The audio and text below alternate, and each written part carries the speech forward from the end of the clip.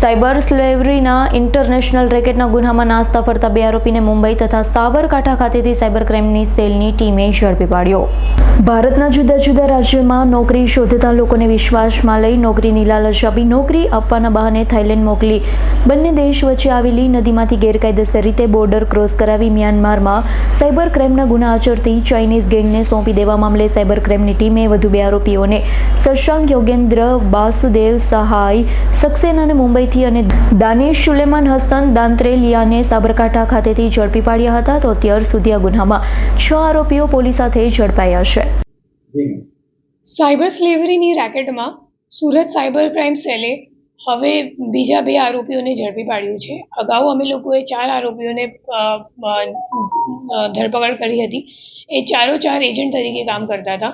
હવે જે 2 આરોપીઓને ધરપકડ કરવામાં આવેલ છે એમાં પહેલાંનું નામ છે શશાંક સક્સેના. એ MBA છે અને આખી રેકેટમાં એમનું કામ હતું USDTને ઇન્ડિયન રૂપીઝમાં કન્વર્ટ કરાવવાનું અને એના માટે ટ્રસ્ટ વોલેટનો ઉપયોગ કરતો હતો. અને જેટલા બધા એજન્ટો છે HR એજન્ટ જે ચાઇનીઝ ગેંગ સાથે કામ કરતા હતા તો એ લોકોને જે કમિશન મળતી હતી એ USDTમાં મળતી હતી. એ USDTને પછી INRમાં કન્વર્ટ કરવા માટે એ લોકોએ શશાંક સક્સેનાનો હેલ્પ લીધો અને જે આપણો મુખ્ય આરોપી છે નિપેન્દ્ર ચૌધરી તો એ અને શશાંક સક્સેના છેલ્લા 1 વર્ષથી કોન્ટેક્ટમાં છીએ અને એ છેલ્લા 1 વર્ષમાં ઘણા બધા ટ્રાન્ઝેક્શન્સમાં શશાંકે નિપેન્દ્રનું હેલ્પ કર્યું છે USDTને INRમાં કન્વર્ટ કરવા માટે.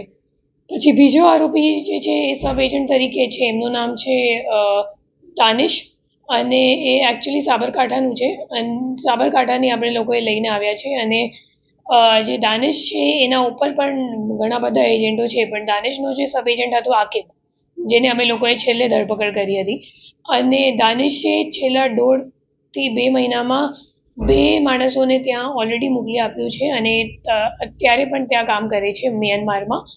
અને દાનિશ સાથે હાલ અમે લોકો પૂછપરછ કરી રહ્યા છીએ. કોર્ટને અમે લોકોને 4 દિવસની બંને આરોપીઓ માટે રિમાન્ડ પણ આપી દીધી છે અને હાલ આ દિશામાં તપાસ ચાલુ છે. Bureau report S9 news Surat. અમારી તમામ માહિતીથી અપડેટ રહેવા માટે જોડાયેલા રહો S9 ન્યૂઝ સાથે.